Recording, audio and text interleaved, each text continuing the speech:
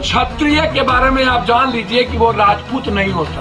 ब्राह्मण राजाओं घराने में मंत्रिमंडल का काम किया, शासन नहीं किया। इस कंट्री में जब कभी राज शासन हुई उसमें इन जातियों को छोड़कर सबसे दूसरी जाति के लोग शासन में थे। उदय नारायण चौधरी और आलोक मेहता जी को आज कुछ आग्रह करना चाहूंगा कि अक्षरकटवा ज्ञान से कुछ नहीं होता।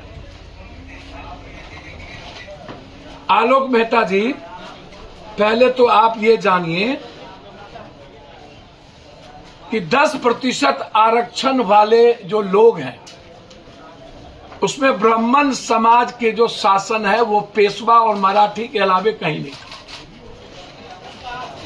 दूसरी चीज आप ये जानिए कि भारत हमेशा समझौतावादी राजनीति किया है, इसीलिए 700 साल मुगल और 200 से 300 साल लगभग अंग्रेज हमारे यहां रह के गए।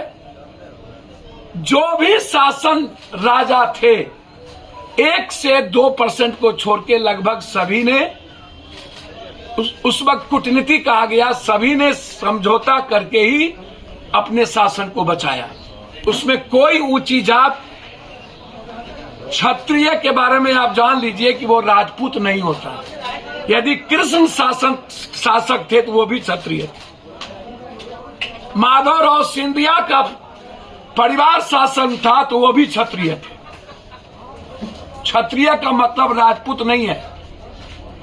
इस देश में लगभग जितने राजा बने, यदि आप ऊंची जात की बात करेंगे, राजपूत भूमिहार के राजा तो कभी बने नहीं, थे नहीं। ब्राह्मण राजाओं घराने में मंत्रिमंडल का काम किया, शासन नहीं किया। पहले जानिए, इस कंट्री में जब कभी राज शासन हुई उसमें इन जातियों को छोड़कर सबसे दूसरी जाति के लोग शासन में थे। आप उठा के इतिहास देखें।